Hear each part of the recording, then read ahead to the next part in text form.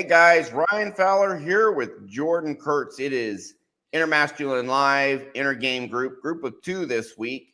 And I am now in Costa Rica and I've been having to adjust a little bit. So only been doing 1 show a week, but the goal is 2. So we're going to start getting up to 2, occasionally 3, because I do have to showcase the launch of my self-hypnosis program. I'll talk about that in a bit. So that's coming next week. And honestly, I just marketed it to my existing client and it's done very well. So super busy with that. But Jordan, introduce yourself. And we do have a good show today about the psychological effects, long-term effects, short-term effects of children and when their parents divorce. What happens long-term, short-term? So Jordan, introduce yourself, sir. Thank you, Ryan. I'm Jordan Kurtz. I'm with JordanKurtzHypnosis.com. I help people end their limiting beliefs in order to unlock their full potential. I believe the best way to get, really experience life the fullest is to end those limiting beliefs completely so that you can look at your mind healthily and clearly, and so you can really enjoy yourself as much as you can. Okay, very good. Jordan Kurtz, JordanKurtzHypnosis.com, and his stuff is effective. And I am Ryan Fowler. My stuff is effective too. Welcome to the show. Intermasculine.com/free ebook. So if you guys want to know all the basics, all the fundamentals, not only to understand what we're talking about better, but to apply this into your own life, the free ebook is about how your subconscious mind works and why it keeps you stuck. It's a 1-hour read. It just lays it all out. Why do you self-sabotage? What's all this anxiety about? Insecurity, self-doubt, anger towards yourself or others, trapped anger. What is a subconscious program? How does it affect us as adults? How does it develop in childhood? And so just go to intermasculine.com/free-ebook, put in your email. You will get that ebook automatically. There's also a way at the end of the ebook how to get a 30-minute consult with me, no charge. That is in that as well. And so today we have a interesting clip we're going to comment on. Divorce has become more and more and more commonplace. I mean, it's been commonplace for a long time. And I don't think people fully grasp the impact it has on children. I think most people understand it messes children up, but to what degree? We're going to dive into that today. And Jordan, you're, if you don't mind me saying, your parents have been divorced. Before we get into this clip, is there anything you want to say about the effects of divorce on your subconscious? I was going to respond to Mike. I do have furniture. I have a desk. I have a desk chair. I have a mattress. And I have a mattress frame. What other furniture could I possibly need? Dude, you have an engineering job. You're not poor, right? Yeah, I know. But I don't know. I'm good. I work a lot. I sit at my desk almost all the time doing work. So, I got the basics, Spartan. Yeah, isn't that called Spartan living or something? He has, yeah, you're a minimalist. And you have a good inner world, so it's all good, man. So so the question you asked me was something about the divorce stuff. Yeah, so before we start the clip, do you have any comments? Because so my parents are still together. Your parents have divorced. Is there anything you want to say about the effects of divorce on children and as they become adults before we get started, or do you just want to dive in? Yeah, I can say a little bit. So I don't think that both, like, if your parents are unhappily married or divorced, they can cause some of the same issues. But the video we're going to watch is actually somebody took the time to add audio to a bunch of different Reddit posts. And the question essentially was, children of divorce, what are some of the things that you experience the rest of us don't? And I think that a lot of the clients that we've dealt with we've dealt with a lot of clients who have had split families, people, of all different levels. Some levels, their dad's completely gone or out of the picture, or their mom's completely gone.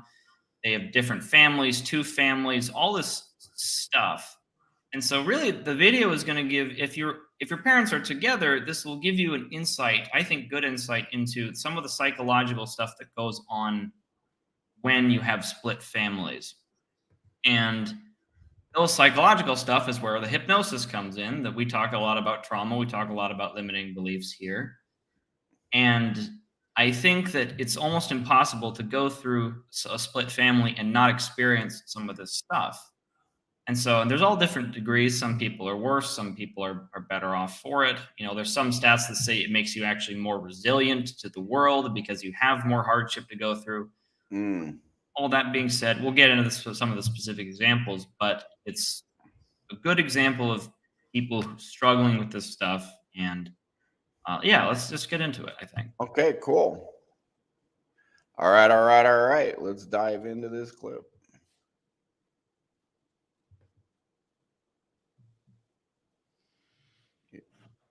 There we go.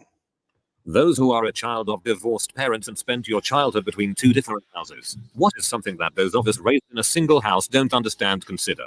For me, it was weird being part-time poor. I lived in a tiny trailer with my mom, where we lived a painfully frugal life, and every other weekend I would be eating a steak dinner at my dad's house. This was my experience. It's so jarring. Getting in trouble at school for not having the right books uniform because you forgot them at the other house or lost them altogether. Having to be very careful about being excited or positive about the other parent's house. Always feeling like a house guest in whichever house is not your main. Generally being totally disorganized and a mess at all times, and becoming an adult who is a mess at all times. The house guest one makes me cry. I'm 40 and have been a house guest at my dad's since I was 8. You can pause it there. A lot of these What's up? You can pause it there. Okay. So, that guy's, granted, like disclaimer, this is Reddit. People can write anything they want. Yeah. So is this ringing true with you? Well, I think like the guy said he was 40 and still feeling a certain way, right? I think that's a good indicator. The subconscious mind has no concept of time. If you don't feel like you have a home, unless you address that in the subconscious through hypnosis, you're still going to feel that. And like it can happen. You can feel that your whole life. Yeah. And how our subconscious is, you have trauma as a child and there's a painful feeling associated with that. 50 years later, something happens that is a match for that situation, that belief that formed in childhood, and that pain gets triggered just as strong as when you were a kid. In not all, but in many, many instances. Would you agree? I absolutely agree. And like even the first comment where, one parent has a lot more money than the other, that is like one of the big five we talk about is things kind of not being stable or falling apart. That contributes to it. If you're like, if it's, he used that word jarring, where it's, there's such a stark contrast, it becomes difficult to be like a lack of predictability, a lack of stability. And that's one of the big five we talk about. So I thought it was interesting. You can't be too excited about the nicer house because of how it's going to make the parent and the poorer parent feel. Yeah, that's yeah. We'll get into that more. But now you're walking on eggshells between the parents, right? I imagine there is a lot of that going on. Yeah, it's because like you have never been in this position before, and you're not really sure how you saying one thing is going to affect another parent. And it almost makes you feel responsible for their emotional state. And if you do something wrong, you're the guilty party. Yeah. Which is, again, goes back to, we talk about Dive to 5. I'm not good enough. I'm not worthy of other people because I make other people hurt. Toxic shame number 2, I don't belong or fit in. Does that? Yep. You can keep going. Okay, cool. And yeah, so my parents are still together, but at the same time, I've had a lot of clients with divorced parents. We'll keep going. Comments repeat stuff, but the worst one for me is seeing your step siblings have the life you didn't, where both parents are present and they're closer to your parent than you are because you barely see them. Going to multiple Christmas lunches on Christmas Day was absolute balls. 25 years later, one of my parents says, but you always liked that. Apparently we have very different memories. When my parents divorced, I became my dad's therapist at the age of 12. In a lot of ways I still am, and it still sucks. No worse feeling than having All right. So Damn. it should be clear as we go through these examples why these are going to create psychological issues. If you have to be a therapist to your own dad or your own mom, you are putting somebody else's feelings as a kid in front of your own.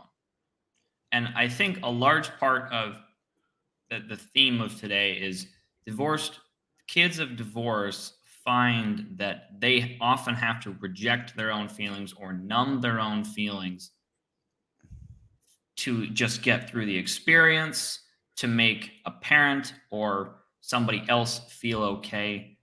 And what you're essentially saying is, I'm not good. And what that does to the psyche is, I'm not good enough to have my own thoughts and beliefs and opinions. I have to self-sacrifice and be something so that I can keep the peace or not make a parent angry. Or like the other example was having 2 Christmases. No. And he says, "Oh, you always loved that." Well, it's like we have very different memories. It's like, Yeah.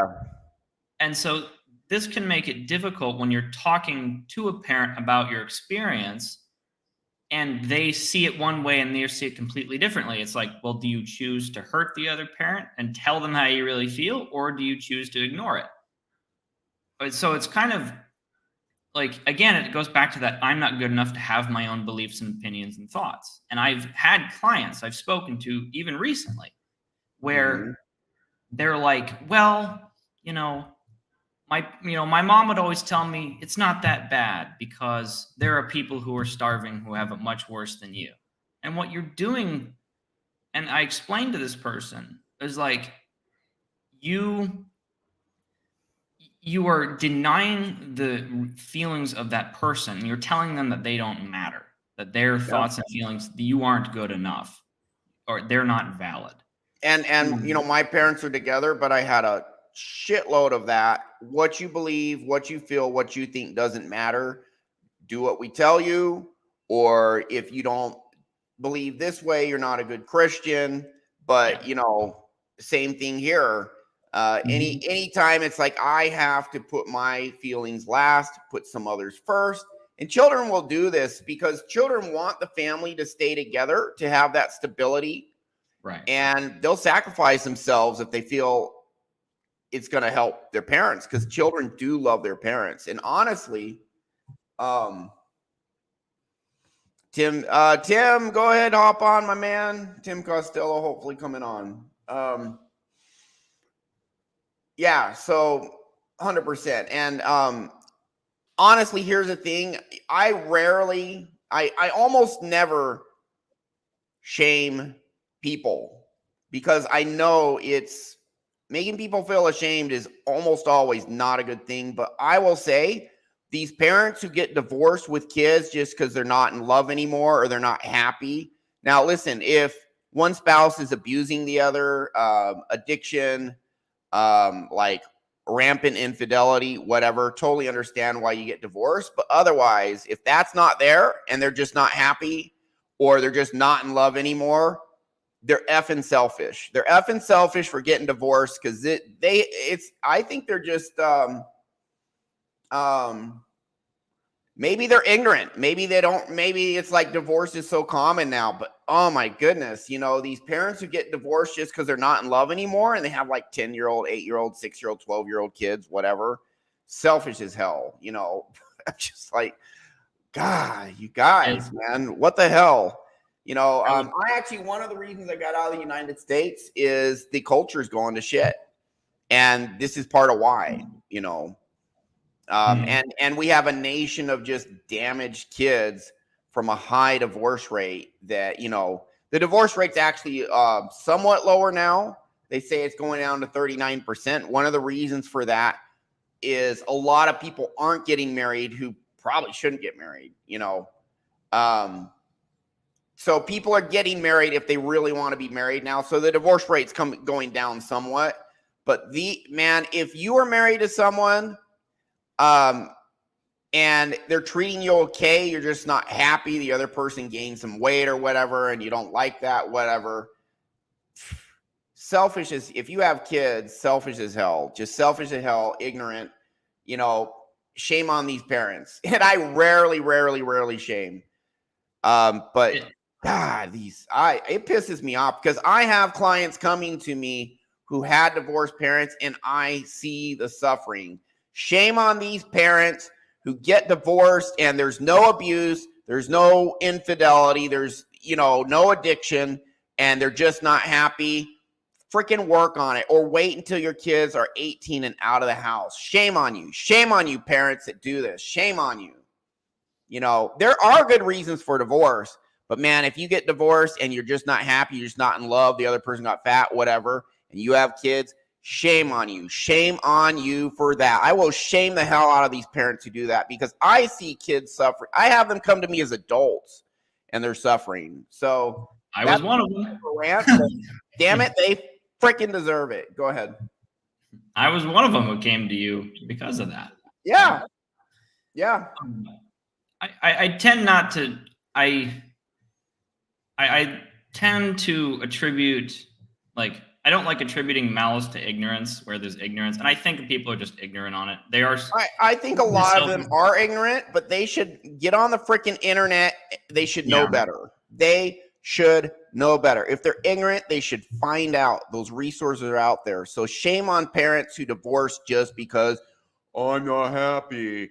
I fell out of love. If you have kids and there's no abuse, no addiction, none of that other stuff going on, stay together for the kids and work it out. Work it out. Sorry, go ahead. It's a good rant. Mike had an earlier question. Why do parents do this? I think was the question. I'll pull it back up. Yeah, let's see here. Yeah, a lot of them are just freaking ignorant and they're not thinking about others. So they deny it. I think they deny it so they feel less shame themselves. Yeah, because it's really hard to accept responsibility for those things. Yeah. It's really difficult. I mean, I think it's, I don't even know if it's possible. Like, it's very hard because they're trying to convince themselves of something that is, like, they don't want to accept it. It's really just that simple. And that's the purpose for my rant. Hey, if you're watching this and you're thinking of divorcing your spouse just because you don't love them, the other person gained weight, they think they're boring, you're just not content, not satisfied, whatever, I'll shame you to bring you face to face with that and make you rethink it. Yeah, because like the example that says, oh, you always like, 2 Christmases or whatever. It was, it's just it's ignorance or extreme denial. Yeah. And because if you're looking at your kid was, oh, they look happy, they look like they're okay, you might give yourself that permission to kind of let that go. And like it is difficult to be in that position. I do sympathize. Like, I'm not here to, like, I sympathize with it. I understand it's a difficult position to be in. We've all had, but it is you do put the children in an extremely compromising position.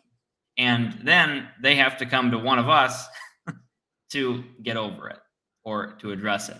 Because when you have, like this comment that's on the screen right now, no worse feeling than having to leave your preferred household on a Sunday to go home.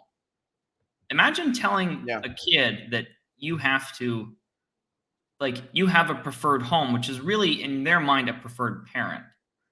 That if we love our parents and we in our mind start picking which one we like more, look at the guilt that the child is going to have. They're going to feel guilty themselves for realizing, I prefer this one over the other. I'm a bad son, daughter. I prefer my mom. I prefer my dad. I'm not good enough. And so it goes back to the big 5 again. I'm not good enough because I have preferences. I am in a bad position. And so then the subsequent thing is, well, I'm just going to reject these feelings, ignore this because it's too painful to look at. So And that's Now, what Ryan had to help me unpack that. I didn't get that. When I first came to Ryan, I was struggling to even understand that there was anything wrong. I was a lot in of such confusion. Yeah. denial and confusion because I had all these voices. I had parents in my head. And I want to be clear, there's no anger. I've cleared all the anger and resentment towards my family. There's no bad blood there anymore. But my point is, I have worked with clients, and Ryan has worked with clients. Me, I was one of them who had to figure out, we have to do a little bit of digging because a lot of children, they feel like, oh, well, it wasn't that bad. I mean, yeah, I was at 2 houses, but other people had it worse off. They're in such deep denial of their own feelings because it wasn't that bad. I feel like an imposter. I have anxiety all the time. I procrastinate like crazy, but it wasn't that. They're not connecting their struggles with their childhood, in my opinion. Also, from what I'm sad and lonely, but my childhood wasn't that bad. It's like, you were a fish born in a dirty pond, and some people, especially dysfunctional families. Of course, that's families that end up divorcing. Is the kid's been in a dirty pond his whole life. Yeah. Doesn't all my gills hurt, but it's my normal. So Spark 55. Yeah, they're gonna. We'll see in the videos. There'll be a couple comments on what you're talking about here. Yeah. Now I have something I want to pose to you, Jordan. Yeah. I actually think there is a situation where divorce is a good idea, but you tell me what you think. And that is, if you have one parent who's more or less not abusive, loves their kids, and another parent who's very abusive towards the children, towards the spouse, whatever. I actually think divorce in that situation can be good because can be, not necessarily is, case by case, because now, if they get, say, 50-50 custody or more, or the non-abusive parent gets more custody, the child is at least has part of his life not around that severely abusive parent. Yeah, I think, well, we end up in just the least worst scenario. Yeah. It's never great, but is it better than the alternative? Of course. It's not ideal. Yeah. I mean, but it's better than having that very abusive parent around all the time. You'll get like a week or a weekend or whatever where you're not around that abusive parent. 50%. Even I think that can help. It's still, but even the nature of traveling between 2 different houses, even if they are abusive, I still think because then the child, they still experience 2 homes, and they will often hear, if one parent is particularly always talking bad about the other parent, they still experience that kind of stuff. And probably better. And so, like I said, case by case. But if one parent is very loving and doesn't do that, then now it's like the child has half of his time in a more peaceful home, as opposed to all the time in a home where the other parent's constantly abusive. But I think it is case by case. Yeah, we can keep it going on the video. Yeah. Okay. Very good. All right. Here we go. To leave your preferred household on a Sunday evening to go home before school Monday morning. The way the anxiety just grew on me towards end of the week when I was going to my dad's, and then like counting the days to go back to my preferred. But at the same time I felt bad for my dad because I didn't want to hurt him. Sharing time on holidays. When you are older, it's very difficult to keep up with both your direct family and friends. Forget about most extended family. Add in a spouse with divorced parents to double the fun. For me, it was always awkward spending time with my father. Felt forced. Most of What's that? I've been there. My first girlfriend, both her parents and my parents were divorced. And that was traveling between 4 different places it was interesting. Yeah. Both her split parents and both yours. Yeah, that's crazy. It becomes, and you kind of feel obligated, right? Right. And otherwise, some parents are left out, Yeah. And the commenter just said it. They're like, I feel guilty if I spend more time with one parent than another. I'd be like, okay, hey, this year I'm going to all these 4 houses. Next year, all you mother effers come visit us together. Yeah, but the And if you reality don't is, get along, well, that's a nightmare because then they won't get along. But whatever. yeah, but that's why you don't do it, right? That's why Yeah. that doesn't happen. Or Yeah. I, or that's why the kids don't feel like they can do that. And so, It's on them to keep the peace, right? right, and that's not a responsibility that the children should have. No child should have that And responsibility. if they've and when because there's no perfect solution, because they will try and do that, and they will probably never get it right. Or even if they do get it right, one parent may shame more than the other.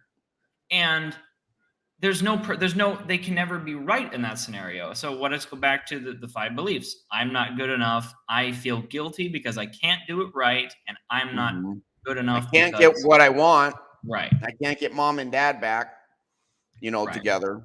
Hmm. Anger, the 5 traumas. I'm not good enough. I don't belong or fit in. I can't get what I want. Anger, resentment, rage, bitterness, trapped, Right. long term. I'm not Because safe. I think all 5 come into play right. there. And children don't realize that, because when you're 8, 9 years old, you don't realize that you are just a victim in somebody else's game. There's nothing You're wrong with powerless. You're you. helpless. Right. You got put in a position that you did the best you could in the position you could, but you don't realize that it's not your fault. You can't help but take responsibility for it. When your parents refuse to take responsibility, you take responsibility. By And the way, guys, we will end this on a high note because Jordan, you're going to talk about how what we do helped you. absolutely, yeah. But that's part of the, yeah, and I can go into There some is of that a now. happy ending because you do Yeah, there have is a more happy power ending. than you know. You don't need to stay Absolutely. in this trauma, but keep going. Absolutely. And part of it is in hypnosis, you have to recognize and let go of that. You're like, I understand I am no longer a child anymore. I no longer have this responsibility. I give myself permission to let this go. And And then you have power to create a stable home for yourself. right. You don't And have to repeat the cycle. when you see it, you're just like, oh, I understand. I was in a position where I couldn't win and it wasn't my fault. And that helps you let that pressure go, because but you have to recognize that that's the issue.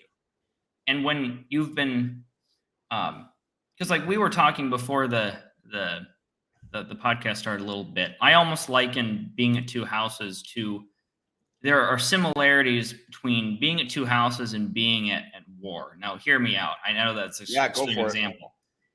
When you're constantly going back and forth between 2 houses, you end up almost numbing some of the feelings, because you're like, oh, I feel guilty because I spend more time with one and not the other, all this stuff. And then you emotionally kind of shut it out.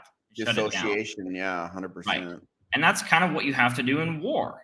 There's a lot of Oh, yeah. examples of soldiers who they're in very hostile environments and they can't afford to look at their emotions about what's going on, so they shut it out.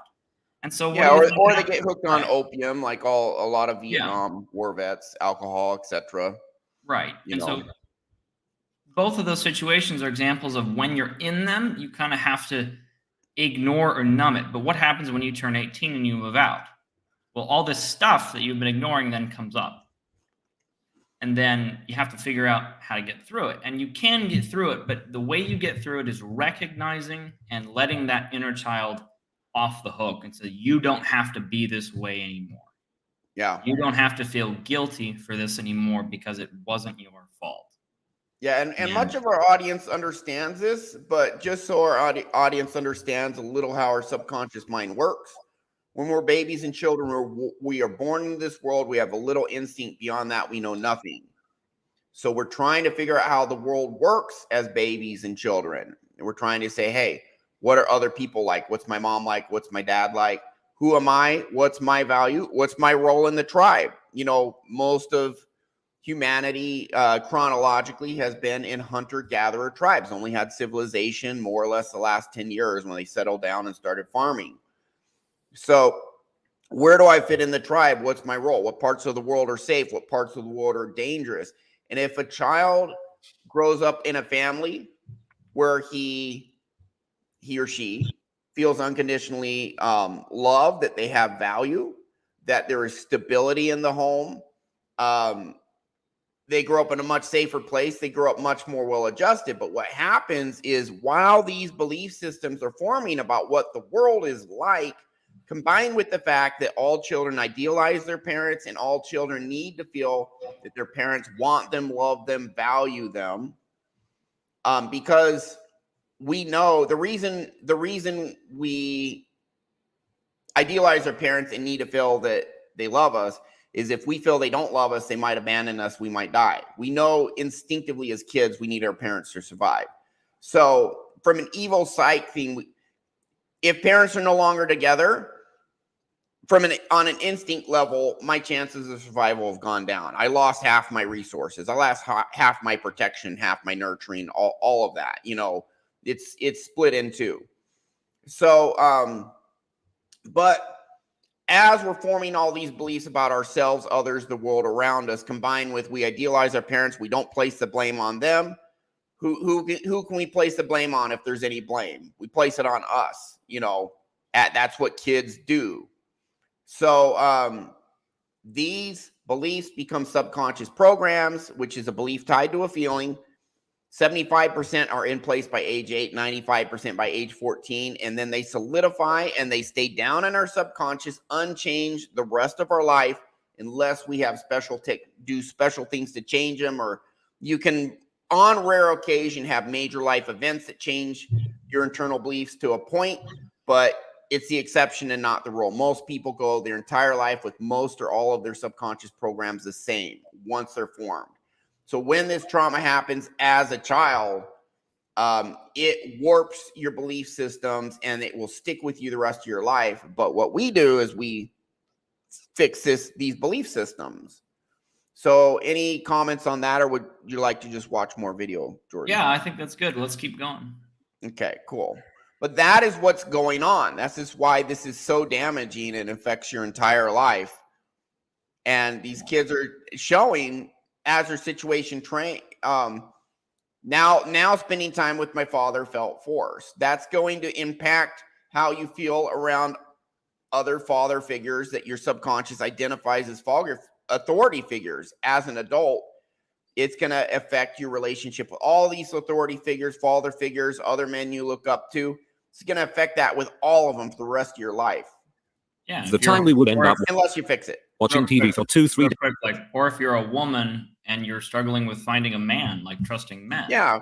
Women with daddy issues. Where does that come from? You know? Right. Anyway, now they have lifelong baggage unless they fix it. Yeah. And most don't know how. Days before heading back to my mother's house. It lasted for maybe 1-2 years after divorce and then would just go over for a day around Christmas time. Probably the minority, but always felt I was a burden as a kid and we just never really clicked, so felt like strangers hanging out. Yep, my parents' divorce made it painful.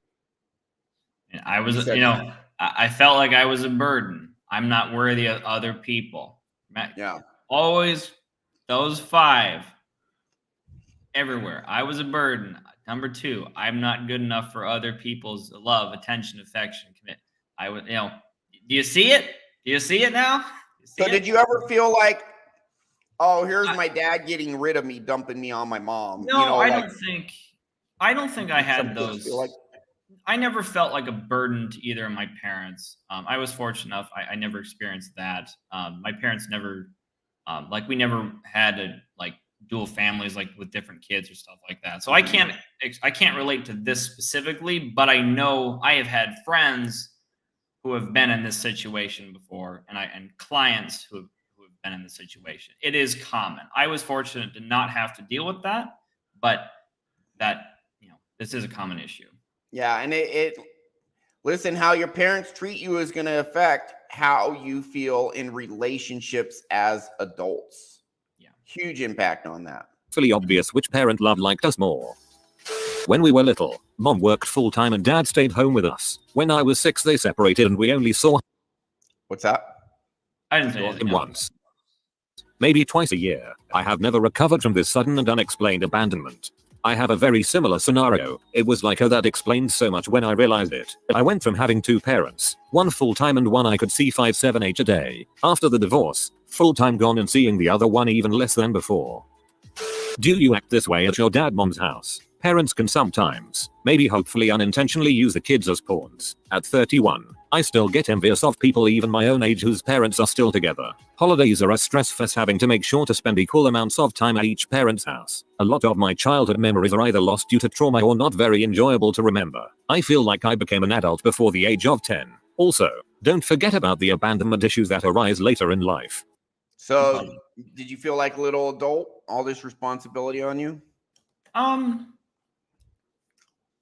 Sometimes I don't think the one that struck of the he brought up a couple things in that comment there. The one that was stuck out to me was, do you act this way at your dad's or mom's house? Or it's that, again, that's shaming language, right? It's that toxic shame. And if you're telling that to an 8 and 9-year-old, do you act this way? That's toxic shame right there. Yeah, I'm not 100%. Good enough for you. You're not acting good enough for me. It's not explicit, but it's implied. And children get the implied message. Children pick up on the tone of voice their parents have, their parents' body language, what parents are implying. Children, we are learning machines as children, and we're actually in some ways quite smart and pick up on quite a lot. Yeah. So, and like we talk about subconscious being timeless, the abandonment issues that arise later in life. If you haven't, I don't have really that abandonment issues per se, but we've worked with clients who they've had their moms go away, they've had their dads die or go away or something, like leave them. And your subconscious mind stores that. And the only way we process it as children is there must have been something wrong with me. Not that the world is crazy and people are messed up and do crazy stuff. The children can't help but internalize it because they view our parents, because we view our parents as gods, because we have to. Our brain's designed to internalize. It's designed to say, what's the world like? I need to find out. And we're designed to draw conclusions and form beliefs. Many of them are formed incorrectly as children. But I feel like I became an adult before the age of 10. You have too much put on you as a child. Yeah. At too young of an age, you grow up feeling overwhelmed and powerless, high stress, high anxiety all the time. Because as a kid, you're not equipped to be an adult at age 10. Right. You're going to feel I'm not equipped to handle life the rest of your life because that happened while your belief systems were still forming. I never felt that specifically, but my first girlfriend, I know she would tell me stories about how, I was trying to help my dad as like 11, 12-year-old find other girls to date.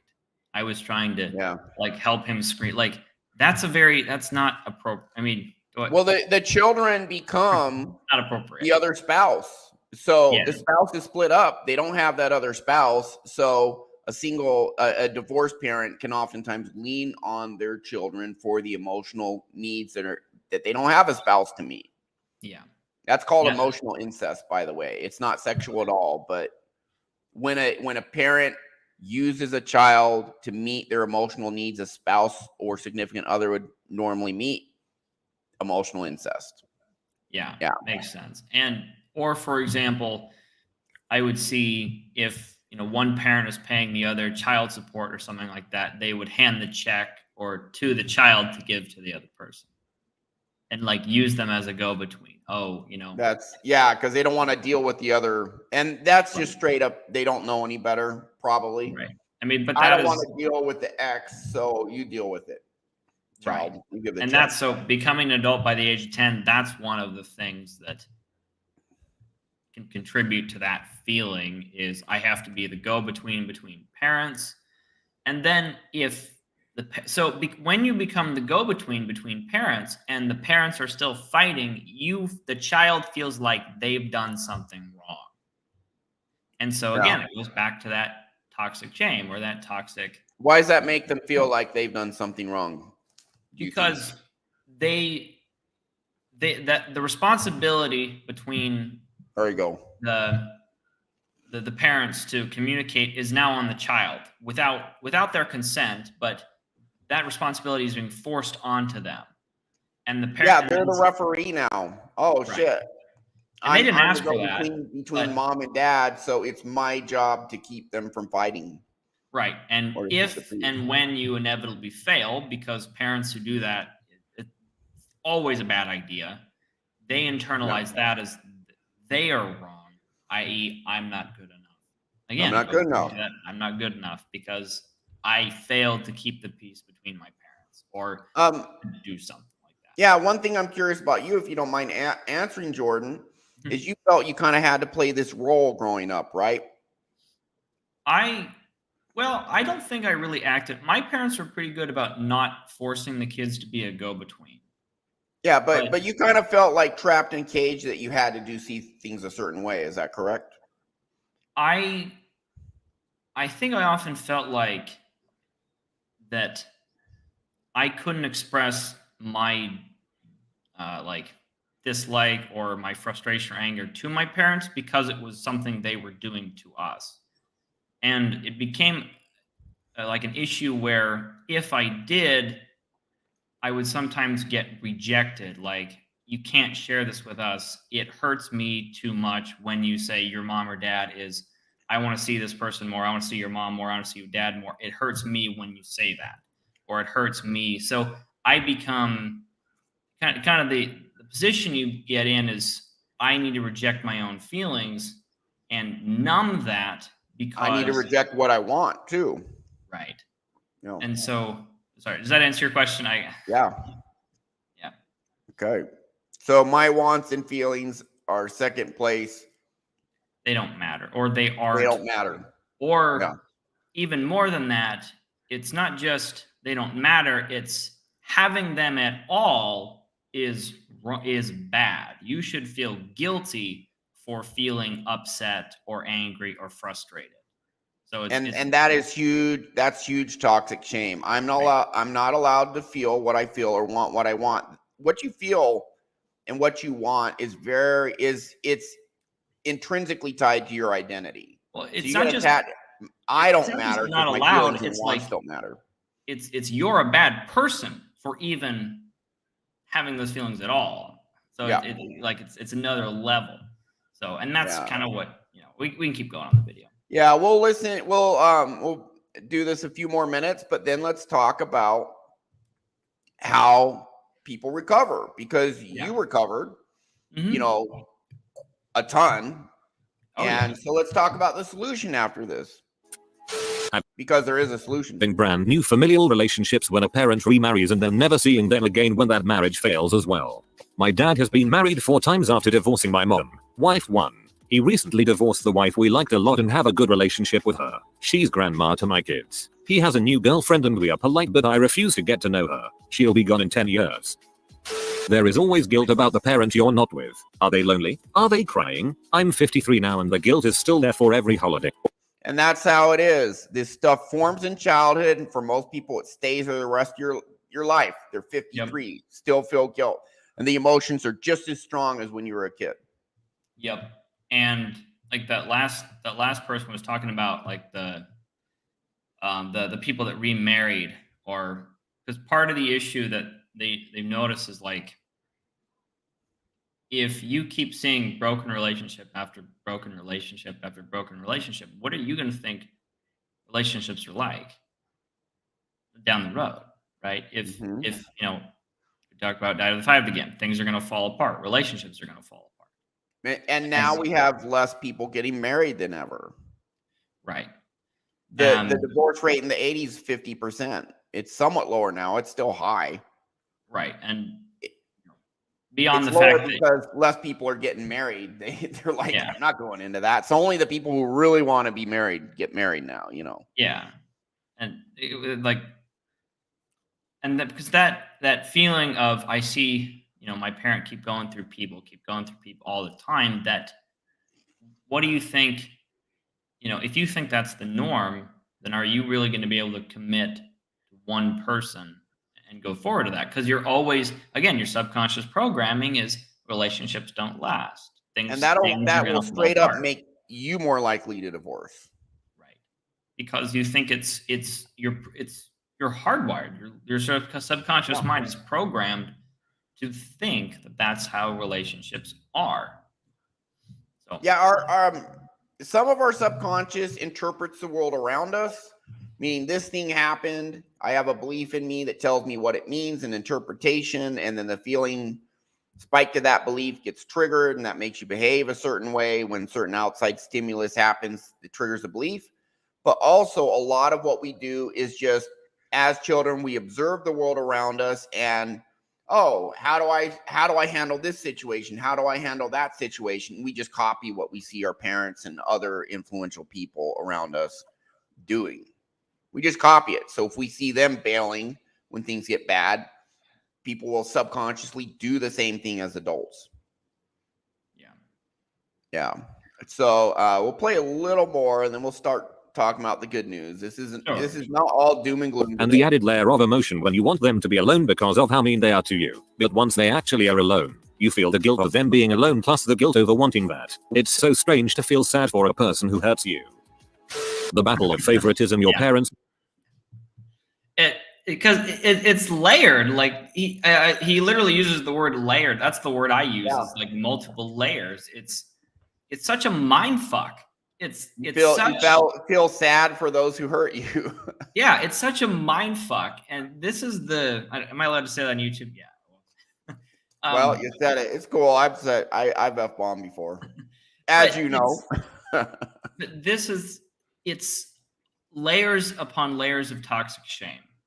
And so Yeah. if you're someone like me who's gone through divorce, you have if you use hypnosis to solve this issue, you have to unpack all of those layers to really let that stuff go.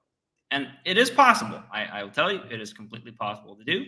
Well, let's So, start yeah, talking about that, Jordan. yeah, You this see pretty all much this. Go ahead. yeah, like this video is like 25 minutes of kind of the same stuff. Yeah, we watched like 4 minutes of it. I think, but you get the point. Yeah. So, like, I don't know if you want to take the video off, but screen so we have. Yeah, good idea. So yeah, solution. I mean, the first solution is recognizing that it happened. Like, I think, everyone's different.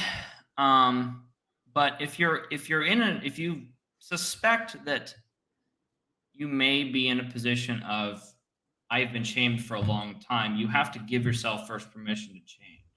I was in a position where if I wanted, I didn't feel like I could think for myself. Mm-hmm. And thinking for myself was bad or that's shameful. And so to get through that, you have to first give yourself permission to change. I gave myself permission to even talk with Ryan, 3 or 4 years ago when we first had our session. And even making the decision to talk with Ryan about these issues, like, am I a bad person for wanting to talk with Ryan? But that was what was going through my mind. Yeah. And so that's the first step some people will have to take is give yourself permission to look at these things. It's not you. You were put in a poor situation. And as you've seen on Reddit, there's a lot of, Reddit, take what you want. People can write anything. But I think if this strikes true with you, it's because it's a universal experience. You're not alone. It's You're extremely absolutely not common. alone. Right. You're not And alone. if there is any silver lining to pain and suffering, it's that after a while, it's like this pain sucks. I gotta fix it. I gotta change. I can't tolerate this anymore. And that can lead people. I mean, what was it that made you decide to finally say, hey man, I feel like I shouldn't do this, shouldn't question this, but I'm going to do it. What made you decide to come to me? Even though you questioned whether it was the right thing to do or not? I think there was part of me thought it was the right thing to do. There were parts of me that were denying it, don't do that. But then it was like, my entire subconscious wasn't broken. There was part of me that realized that I was in this kind of fog, for lack of a better term. And when I heard your presentation way back in the day, I started to see little bits of clarity. I started to see that this is not all that has to be. Like it is possible to change. I think you first have to believe that there's something else out there.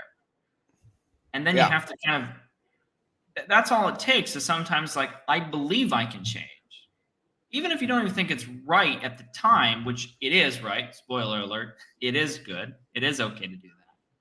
But you have to at least give it a shot. Maybe you're not right. certain you can change, but hey, and I think deep down, at some point, some of us say this pain really hurts, and I want to fix it, but you know what? If you have any spark of maybe I do matter, this is not normal. It's not normal to hurt like this. So something's wrong. I need to fix this hurt. Listen to that voice. How much of your trauma from your parents divorcing, because you've done, did I just do one session for you?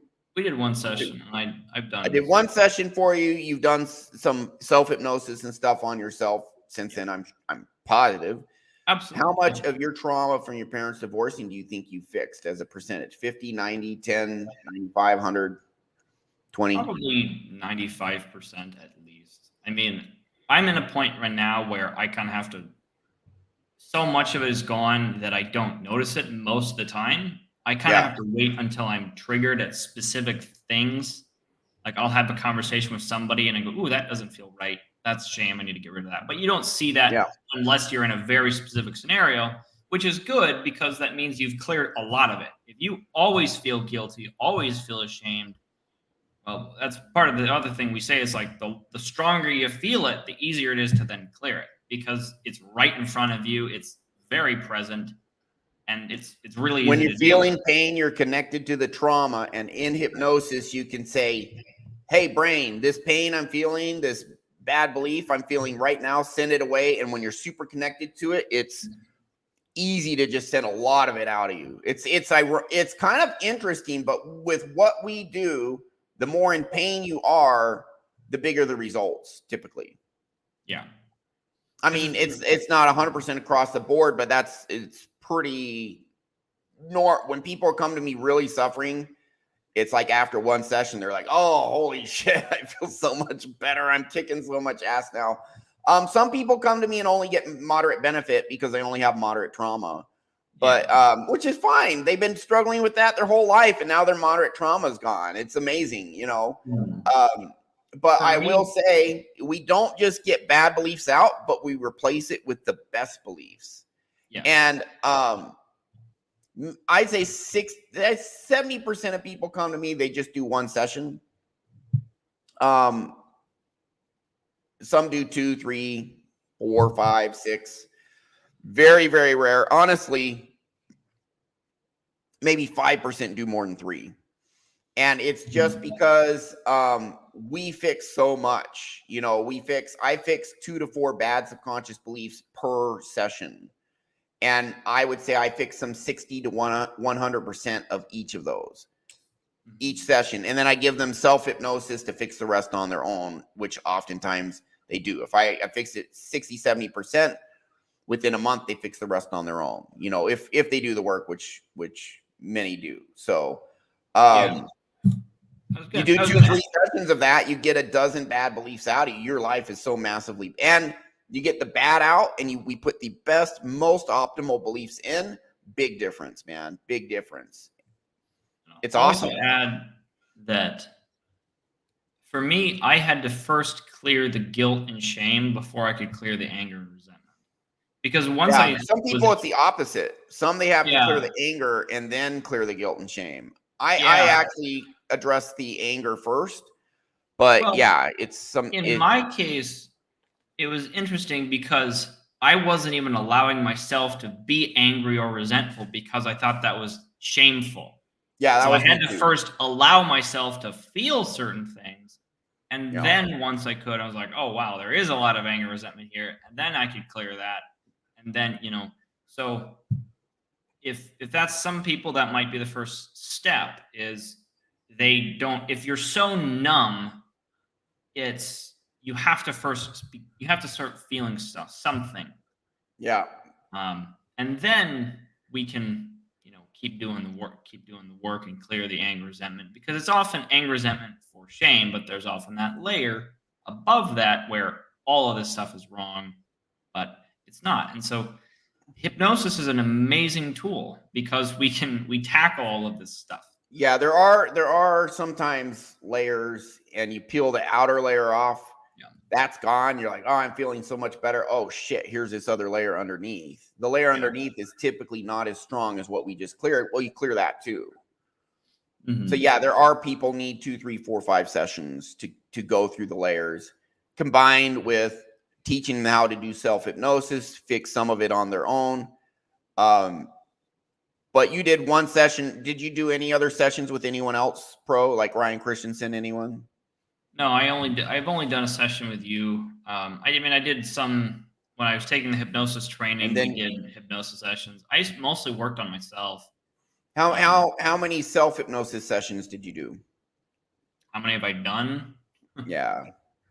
Like specifically, not just a good meditation, but specifically going in and fixing stuff. Probably at least, I don't know, I want to say 20. Okay. Well, the thing is, the more that's totally cool. The more turbulent you have, the more shit you got to clear. And I also get better at it as I do more. But like, I'm at a point now where if I notice something small, I don't even use, like, I know you handed a lot of your clients audios. I don't even use audios anymore. I know how to hypnotize myself, so I can just go into it, make the feeling go. You just go in, feel the pain, imagine the tornado, sending it out. Right. Like I know how to do that, and this is kind of the thing that I kind of want to teach other people how to do is how do you, because like when I'm in a session with myself, I know all these principles already. And so I know how to give myself the right support when I'm in it. Yeah. And so if you're just saying, you have to say the right things to yourself or to your inner child or to that person who hurt you, that kind of lets you let it go. You have to say the right things, and in order to say the right things, you have to know what the goal you're trying to achieve. And so it takes a lot of introspection. And so this is kind of what I'm considering teaching people how to do is I'm already teaching them. Right. You are, you've taught me a lot, obviously. But the point I'm getting at is you had to pay for one session, and you also got professional hypnotherapist training. Yeah. But you now have a skill set, which my clients learn if they're willing. You got to put in something. You can develop a skill set. Anytime a bad subconscious program goes up, you can connect to it and send it away, and it's gone permanently. Yeah. I fixed 95% of my stuff with self-hypnosis, and I had a lot. I had a mom, cluster B personality disorder, narcissistic NPD, same family of disorders as sociopathy. I had a lot of massive trauma. I didn't have PTSD. I had complex PTSD. I had manic depression. I had massive anxiety. Now, again, we're not medical professionals. I'm just sharing my experience. When people come to me, I'm like, I'm not going to treat your general anxiety disorder. I'm like, okay, I'm going to show you how to let go of anything in you doesn't serve you and learn how to unconditionally love yourself, believe in your ability and value, and let go of anger, all of that stuff. So we take that approach because we're not medical professionals. But I did one set. This is very common. 60, 70, probably 70% of my clients, one session, they can fix the rest on their own. And we fix a ton in that one session, a ton permanently. And you only needed to pay someone for one session. And again, you took some extra training to learn this stuff to do yourself. Yeah. But the return on investment is freaking massive, because you could be that 53-year-old if you didn't do this, who was suffering. And here you, what are you, 25? 25 this month. You're 25 and you cleared all that shit, 95% of that stuff out already. Much of it just very quickly. And I'm in the kind of interesting position where, like, I have done a lot of sessions on myself, but I've also flipped the script where a lot of people try and avoid the pain and suffering. I am now trying to lean into it so I can get rid of it. Like I actually have a note on my phone. Because when you get triggered, you're connected to the pain, and now you have the power to send it away. Not everyone's going to be like me where they're like, okay, the moment I feel any anxiety or comfortability, write it down and send it away. Like not everyone's going to do that. Not everyone needs to do that. But it's a path to get a lot of power. Yeah, I'm obsessed with self-improvement and getting better. And I know that every session I do makes me feel better permanently in the long term. So I'm kind of, I'm a hypnotist. This is my job. I'm kind of obsessed with it. And so I can help more people. So not everyone it's needs awesome. 20 sessions on themselves. Not everyone has, as much stuff to clear as I had or as much stuff to clear as Ryan had. But, everyone's different. And so what we try and do is help individuals. They call it client-centered hypnosis, right? We try and make sure that our sessions are and what we are tailored to the people we work with so that we can help anybody. Yeah. And so what I do is and Jordan does, we do one-on-one sessions. I have, again, this upcoming week, I'll do a show where I kind of show this self-hypnosis program. I've developed the self-hypnosis program. I've been teaching others how to do self-hypnosis, like with actual audios, probably 4.5 years now. I've had people never ever did a session with me, and they're like, I lost 50 pounds after doing your audios. I quit porn, after doing your audios. I feel so much better. I have so much, more confidence now. So you can do it to yourself. I now do group training where I train people how to do it for themselves. And we literally have the power to go in and change our own subconscious programs. We not only get bad subconscious programs out, we put the best ones in. So if you don't have any prior training, you do a one-on-one session, you see how it's done. I give my clients some training on how to do self-hypnosis in the one session. But just so you guys know, I have an online course. I do group training now, and I'm teaching guys, I'm giving them skills they can use the rest of their lives. And for me, like I cleared a ton of trauma. I was feeling amazing. My income doubled within 2 years. But I was kind of MGTOW. I was dating women for validation. And I was like, I don't need to date women for validation. I'm good enough just as I am. So I actually stopped dating for like 3 years. And then I got back into dating. And I was like, oh my goodness, there's a bunch of insecurities in me I didn't realize were there. That was, I went in, cleared all those. And then my dating life just, I'm not saying dating is like super easy, but it got way, way easier. Honestly, I go through life now and I'm like, I think I should get triggered here and feel anxiety or feel bad here, but I just don't. I just feel fine. There's so many times I go through life and it's like in my old life, I'd be a wreck over this and I literally feel okay and I keep going. And dude, it's just like, yeah, you get so much power. You're not stuck. You're not held back. You're kicking ass. I'm living my dream life. I'm not saying my life is perfect, but I'm pretty much living my dream life. Like I was in Mexico. I'm in Costa Rica. I got friends all over the world. I got 3 different groups of friends coming out to visit me, vacation here in Costa Rica. And then I'm going to go back to Mexico where I have friends. I have the best friends like you, Jordan, Tim, like all my friends are just very high quality people. They're not toxic, and you can craft this life for yourself. My income eventually quadrupled. It's gone down now because this is the builder year. But honestly, like I'm working on just huge projects with like I have 4 multimillionaires I'm partnered with on various projects. I own a roofing company now, a quarter of it. There's a lot of stuff going on, and it's just because there's no shackles, man. It's just all self-belief. Let's kick some ass. And it's just great. It really is. So you guys can get this power for yourself. We show you how one-on-one, we do it for you one-on-one, but you can develop this skill. You have this trauma, feeling not good enough, whatever, anger, guilt, shame, whatever, from your childhood, your parents' divorce, whatever. You can literally go in and clear this deep down trauma it takes persistent effort. But it's like you clear one thing, it's gone forever. You clear another thing, it's gone forever. You clear another thing, it's gone forever. You replace it with the best beliefs, and life just gets better, better, and better, and better. You kick more and more ass. It's great. It's a huge power. It is a huge power what we give to people, but really you have the power all along. You just need the knowledge to unlock it and then do it, because we're not exercising our power on our clients to get them better. We're showing them how to use their own power. They go in and fix themselves. We just guide them on how to do it. Yeah. And that's why my tagline is, you have more power than you know, because you can do it to yourself all by yourself. You just need the knowledge and develop the skill to do it.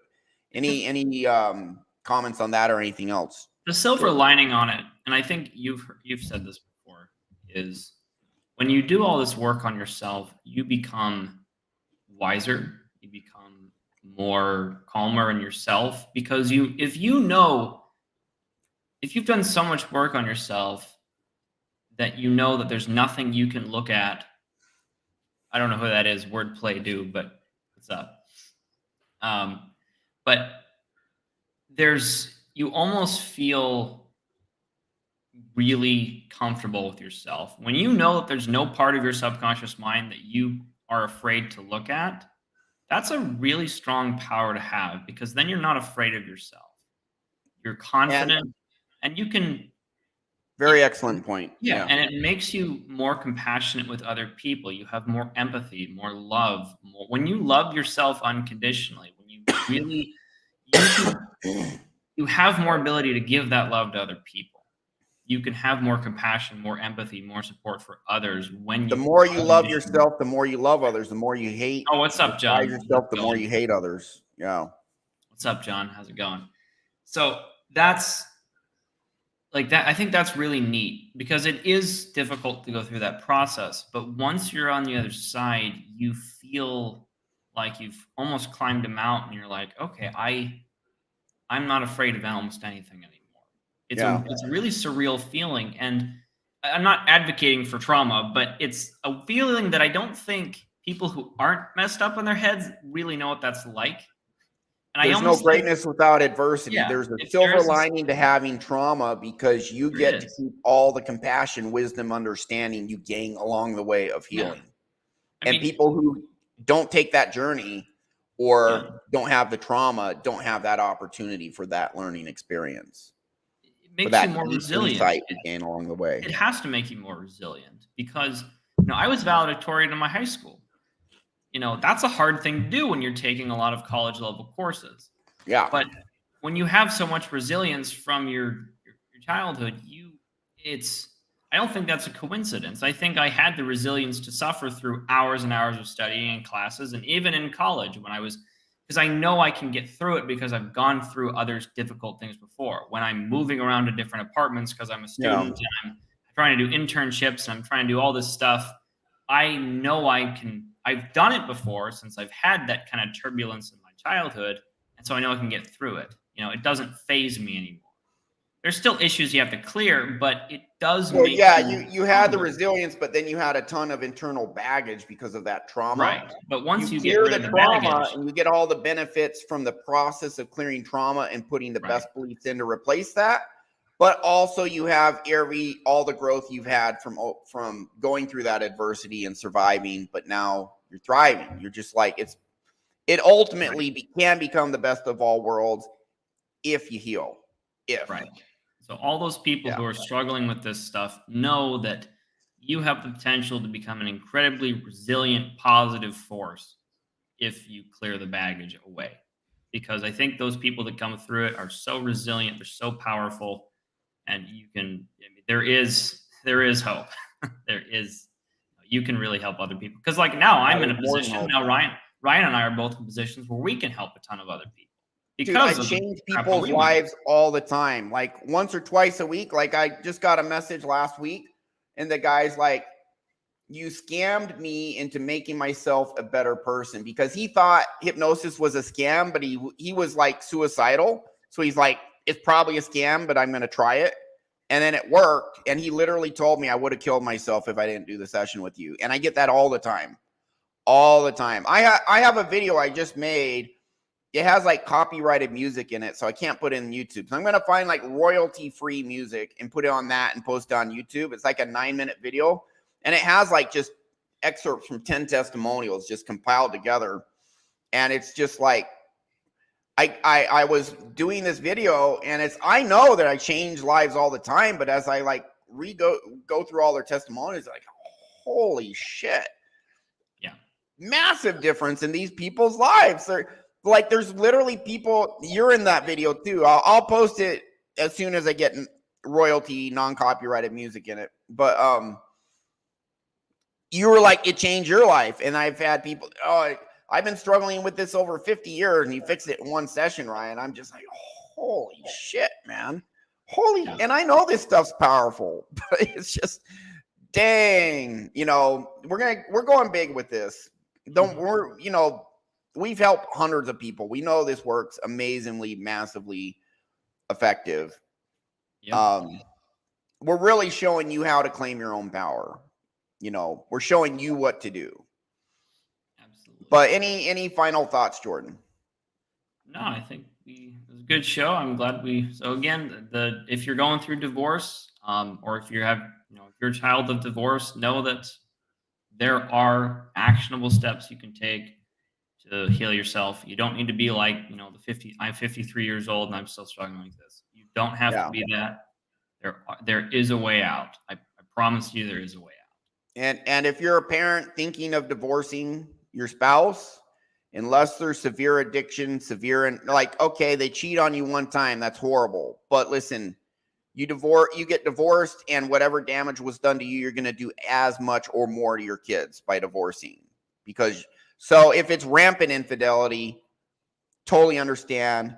If it's a very severe addiction, it's been years and they're not getting better, totally. If they're physically, constant abuse, okay, I totally understand divorce. Anything shy of that, if you have kids and you split up, and maybe your spouse is a bit of an a-hole, but it's not like, or you're just out of love, just whatever, but there's nothing severe there, nothing intolerable there. In that situation, you get divorced and you have kids, you're selfish and you shouldn't get divorced. And I don't care if you're offended by that, but I am sick and tired of people come to me suffering because their parents were selfish. So like I said, I almost never shame people. This is a one instance where if you're a parent thinking about getting divorced and there's nothing severe that you just fill out of love, you're not happy, whatever, work on it. Work on it, because your kids are worth it, and you're worth it too, to work on it instead of just run away from your problems.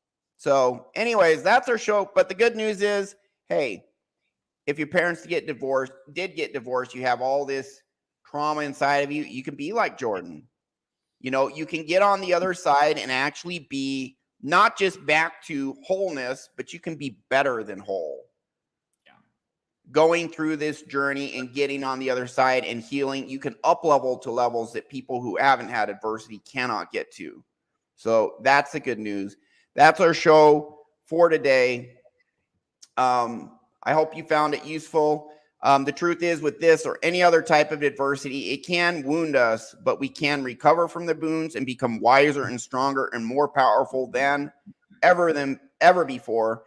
And there is a way to do it. There is hope, because you have more power than you know. That's our show. Thank you.